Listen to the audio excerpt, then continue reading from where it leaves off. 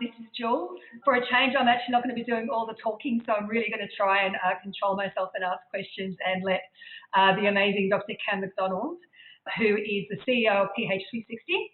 He is a dietitian, he is an exercise physiologist, and also has a PhD that is correct. as well. So I'm super excited to be able to have him join us to answer some questions in regards to what he does and what he's so amazing at. So I'm going to hand it over to Cam to introduce himself as well.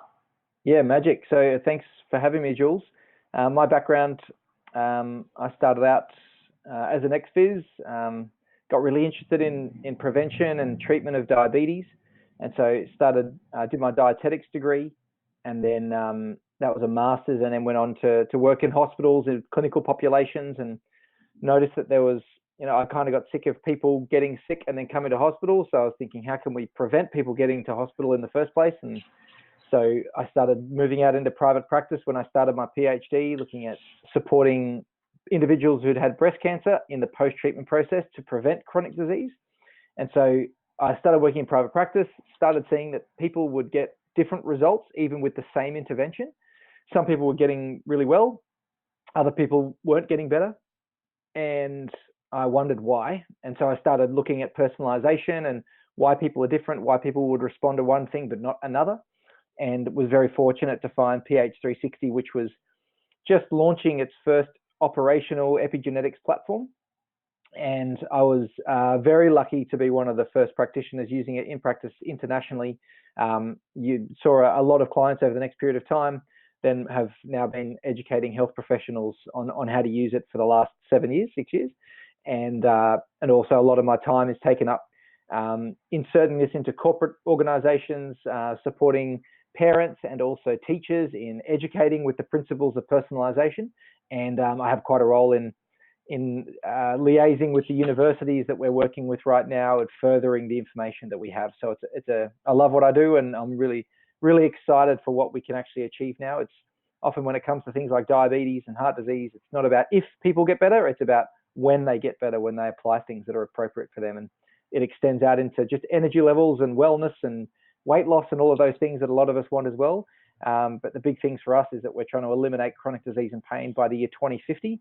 And so being able to do that in a consistent manner is a really important milestone for us. So we're really excited by what's happening and where it's all going. You've given us a little bit of a background on what is Personalised Health 360. How did it start? What is the real reason behind it all? The real reason is elimination of disease and chronic health. Elimination of pain and chronic disease. But really the end goal is that every single person can understand themselves, live in the way that promotes their best health, and also does the things with their life that matches both their passion, their biological strengths, so that they can have their best existence on the planet, and that we get to exist together in a much more harmonious fashion. So that's essentially what is behind it. How it started was our CEO and founder, Matt Riemann, was very sick, and he was given 10 years to live. He had an autoimmune condition. He ran into our chief medical officer, who was developing intelligence of this nature, but for health professionals. And Matt found him, was diagnosed very, very quickly. Turns out it was a condition that was specific to his health type and specific to his number on the circle. And so this chief medical officer was able to diagnose that very quickly. And this is now 11, 12 years on, and he hasn't had any signs of the disease. He was meant to be in a wheelchair after 5 years and dead by 10 years. But the work that he's done and the way that they did it, he hasn't seen that condition again, which is really exciting. So essentially, he then got together. He was a physiotherapist himself and just a fantastic businessman and entrepreneur. And he went into partnership with Dr. Garoli, who's our CMO, and they essentially then looked to develop something that would be more publicly accessible rather than just for health professionals, but accessible to the whole planet, because the whole planet needs to get healthier.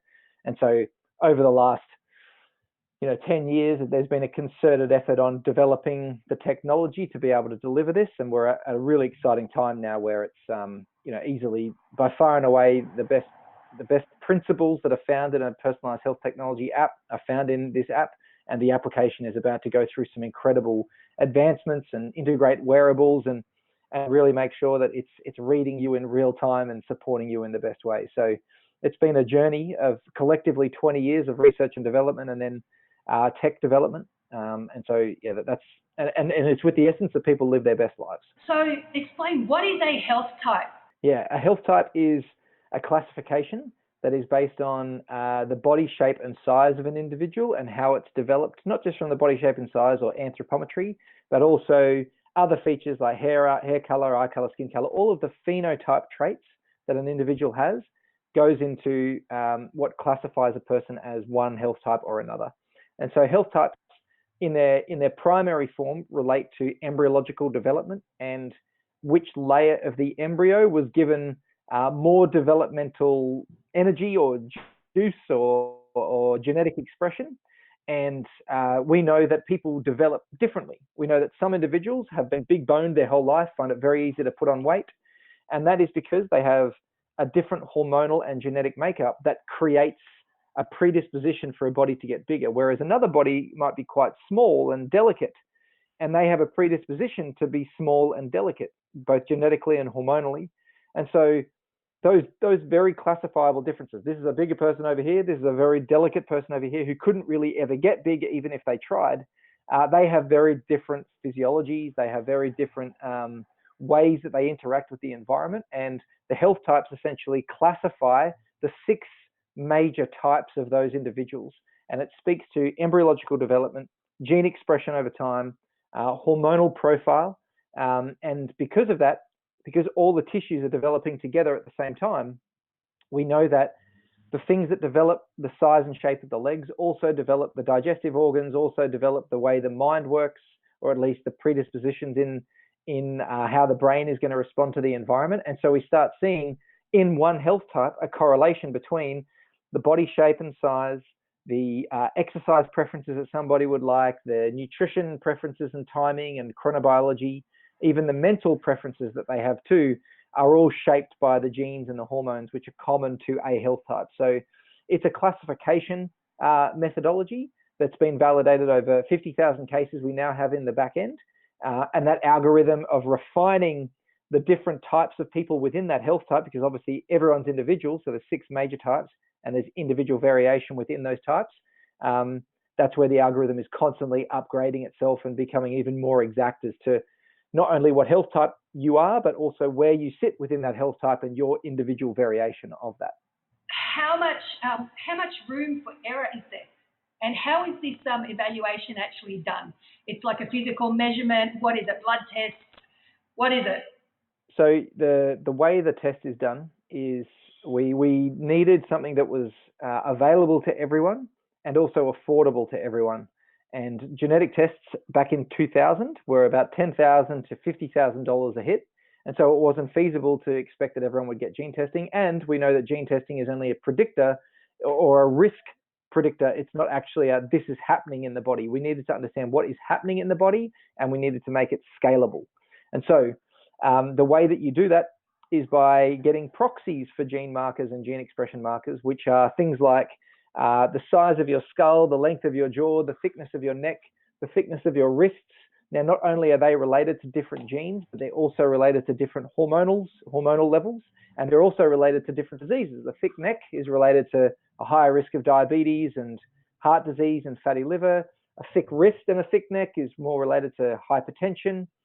We know that certain waist circumference are associated with various diseases as well. So the way the measurements work is we get a very good understanding of the size and shape of your body and how it has developed through 18 different measures around your body.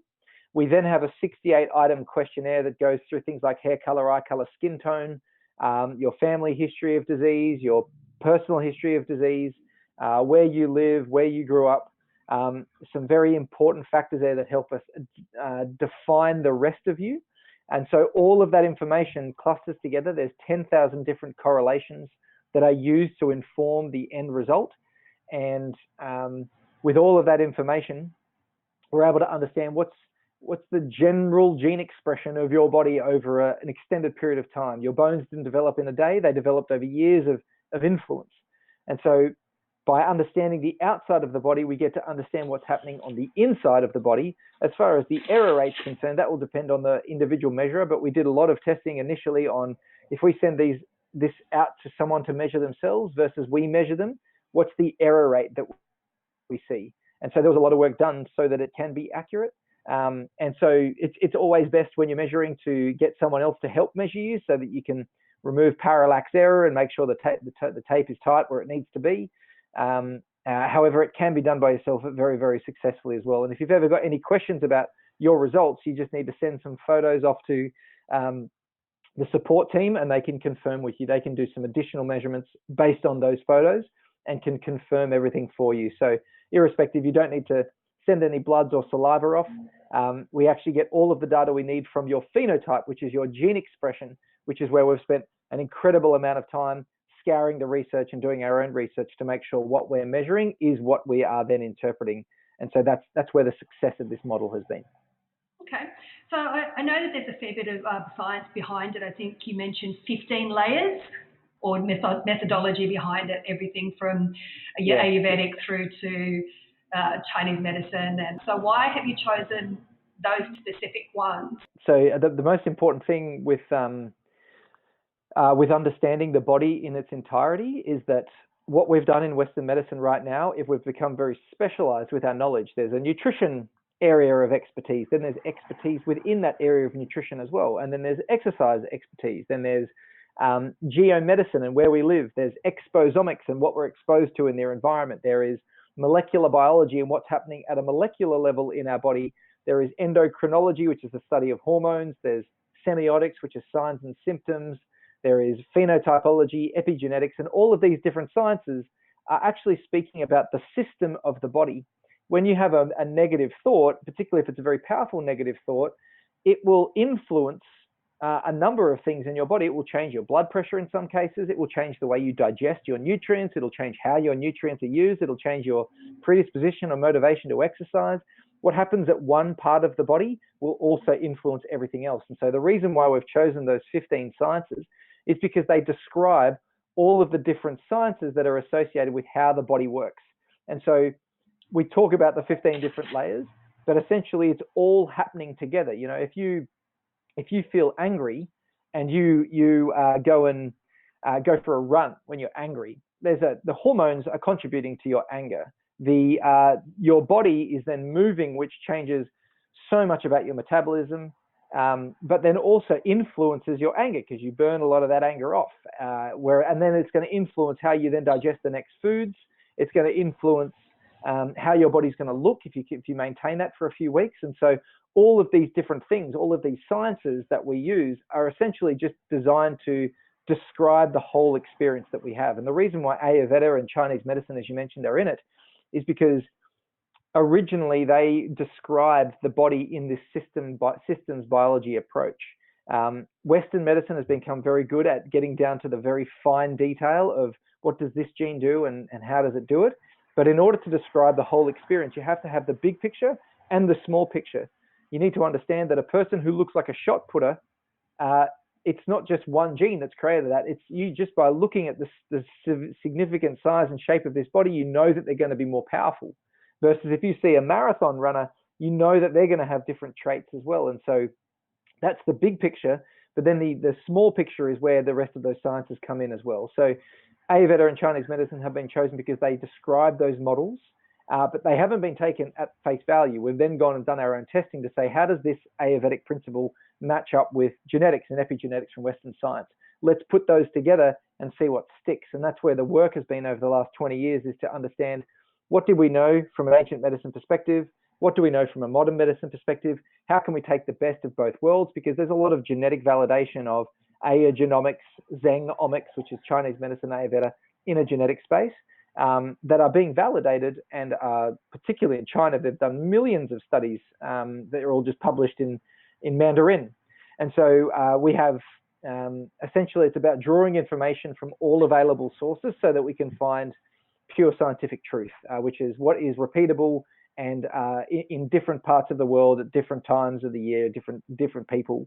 How can we repeat that? And so that's essentially what the search has been for. And in order to do that, you need to be very comprehensive with the where we're getting our information from and what knowledge bases we're drawing from, because we need to be able to explain the whole experience for this to work effectively.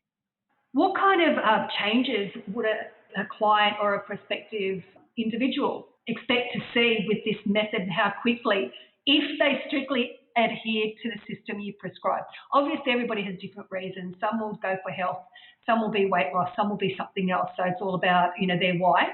But if they were quite good and they were really adhered to it and everything, what can they expect to see to happen or to feel?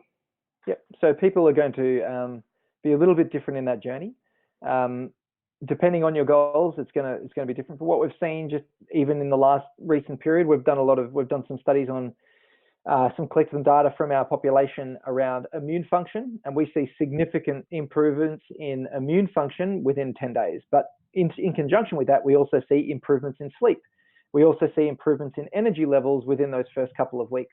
When it comes to weight loss, we can see significant change within the first 1 to 2 weeks if the protocol is followed very accurately, and that is then continued for many for years if they continue the protocol as well. So when it comes to energy levels, sleep quality, I would say most people need to give themselves at least a couple of weeks of adjustment. Some people will respond a lot faster. Other people will get a result a little bit slower. And then there's another time point at around about 12 weeks to 16 weeks where you're going to see a very substantial change in your body, because your body has now almost remade every cell in a new environment, which then really supports the improved function of that body. So I would say most people should be experiencing a good change in the first couple of weeks, and then that continues the deeper that they understand the information and apply it.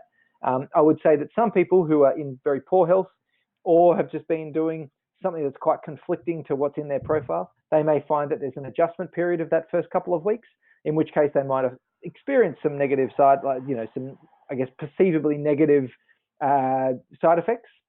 However, this is often the body just recorrecting itself. It's just like someone coming off shift work. It's hard to then get back onto daytime living straight away. It takes some time to adjust, and this is exactly what's happening.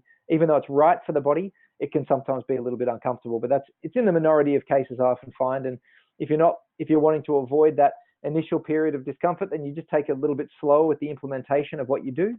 But generally, a couple of weeks, you'll be starting to see some really nice change. And I would say that if you understand your health type and understand how your body operates, you'll experience a mental change the moment that you understand that information. It can be quite life and paradigm shifting to understand that the thing that you thought about your body that was a negative is actually one of your strengths. It's just you're not using it correctly. And so it can really empower you immediately if you understand this information. So there's a whole lot of changes that can occur, but the mental very quick, and then physical really 2 weeks and onwards, you'll start seeing some great things happen. So it's safe to say it's if you can have the right mindset in regards to, or anything you do really, but especially with something like this, that the results that you've achieved are going to be really easy to maintain or long-term for the rest of your life, because it's a system that is easy to follow.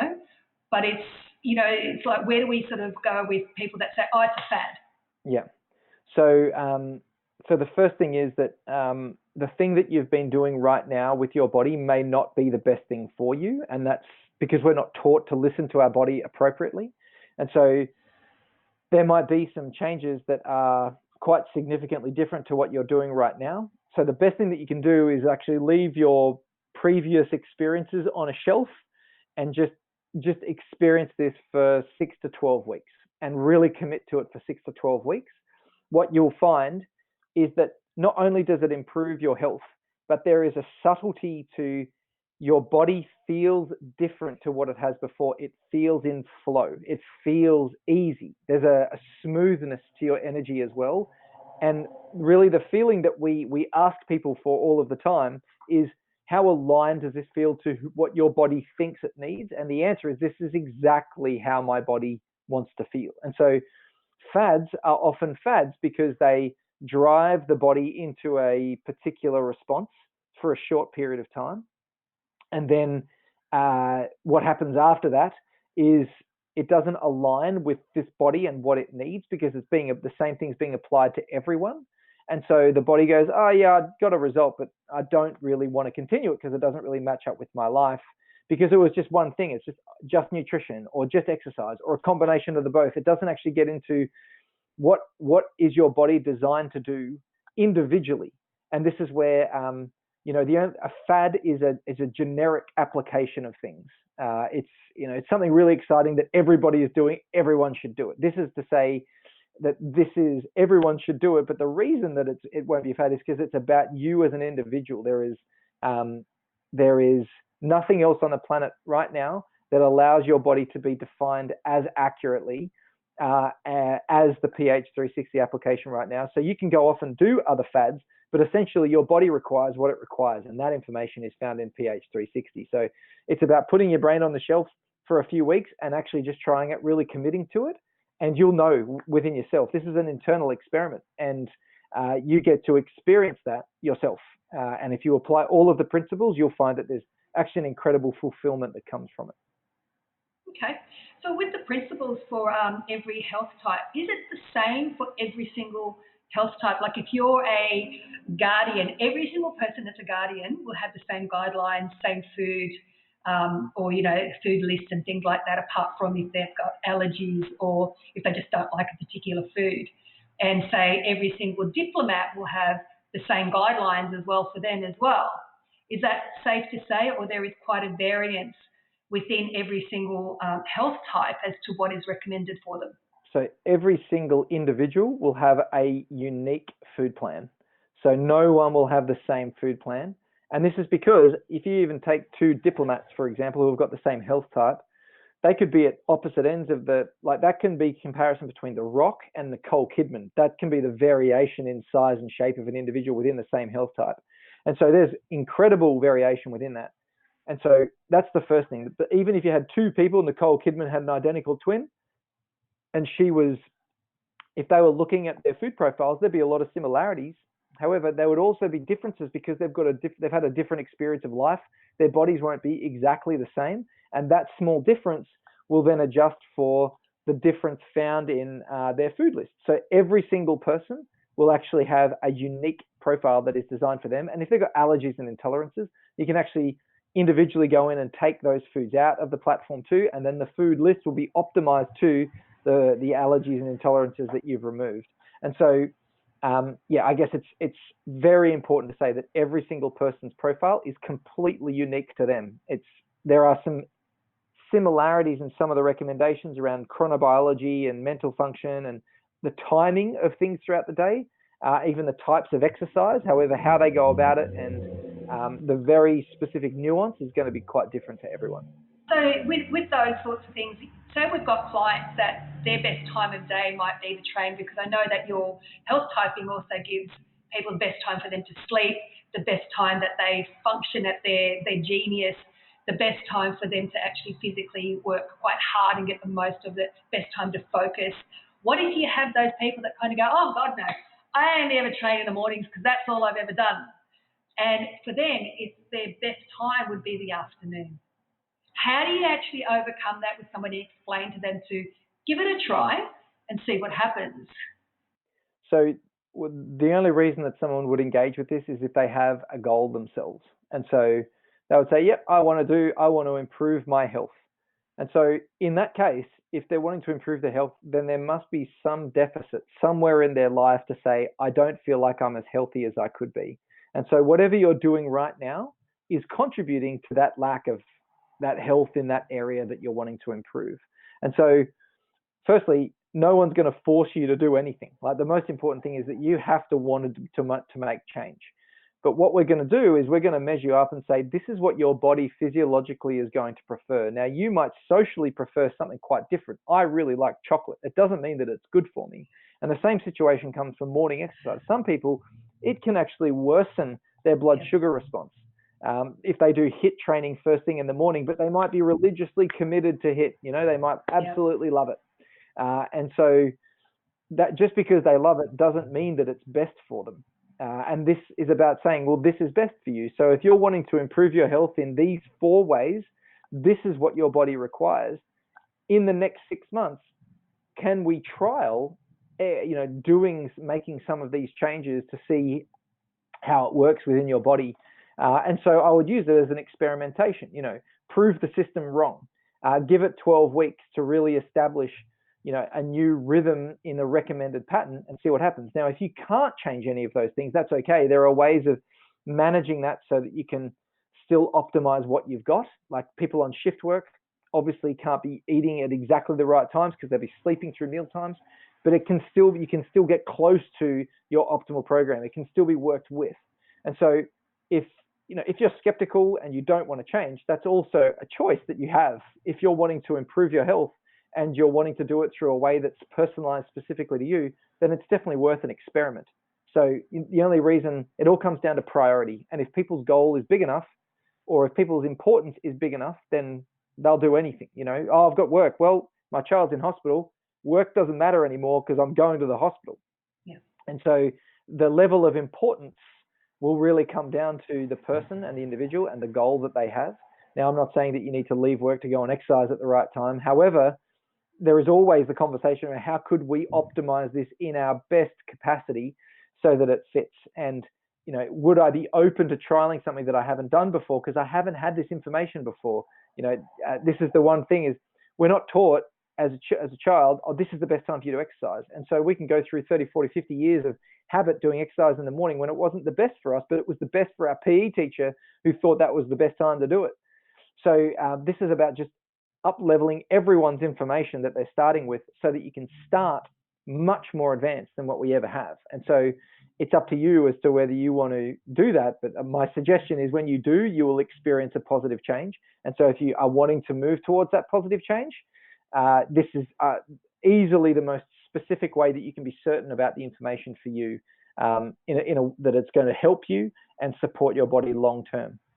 I love that answer. I think that's very well put together, and it answers quite a lot of questions and ticks a lot of boxes for a lot of people. So I've got one more question.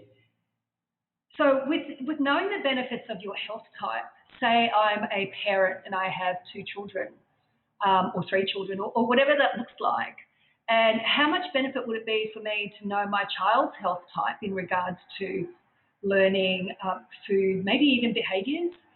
Tell me more about that. Yeah, so, well, it's a very simple conversation, and that is your child is most likely different to you. And they don't have all of your genes. They've got half of your genes and half of somebody else's, and then they've grown up in a different environment. There is a very good chance they have a different health type to you. And so their biological preference is going to be different to yours. And I'll give you an example from a couple that I worked with. And that is, I had one client, she was a guardian, and she had autoimmune conditions, had them for 20 years. And we were able to resolve those within 40 days based on a personalized protocol that we used in conjunction with the medical team.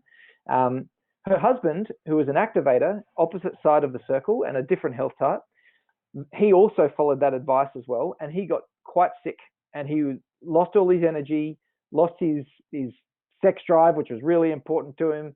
He lost his excitement for life and was actually heading towards, symptoms that represented depression.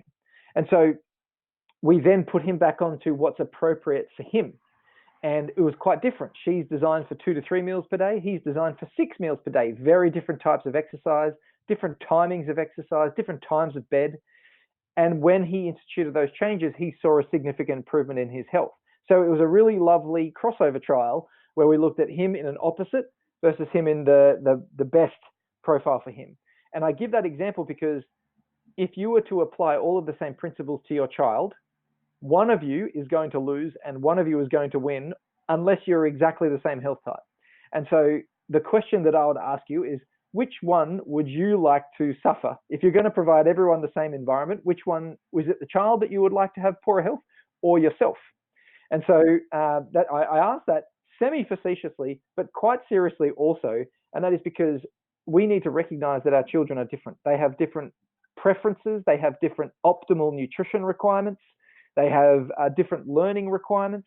And if we treat them the same as us, there is a very good chance that they're not going to have a great experience of life. And what PH360 allows you to do from the age of 2, you can join the parenting course and you can get your child, all of your children profiled. which gives you an understanding of why they behave in a certain way, what kind of foods they're going to be best served, when that food is going to best benefit them, what type of exercise is going to be really supportive of them. And I'll give two examples of that just to make that rounded. I have a son, and he's quite opposite to me. He's a connector. His most important thing to feel great in life is social connection and fun. And if he doesn't have that, he feels bad. He doesn't feel good. He gets angry. He gets upset. He goes off his food. But however, when he gets a good amount of social connection and fun and enjoyment with no real purpose in mind, just fun and games, his whole mood lifts and he just operates better. He's a much happier child. And I understand now that if I'm not providing that attention to him, he gets stroppy, but it's not because there's something wrong with him. It's because he just needs something different from the environment. My brain, as a crusader, doesn't need that. I can operate quite happily in my office by myself all day with nobody else. And that's okay for me. Obviously, I still do enjoy human connection and all of that sort of stuff, but the need for it is not as high. So if I was to apply my standards to him, he would be incredibly unhappy because he's socially isolated because I'm happy in that space.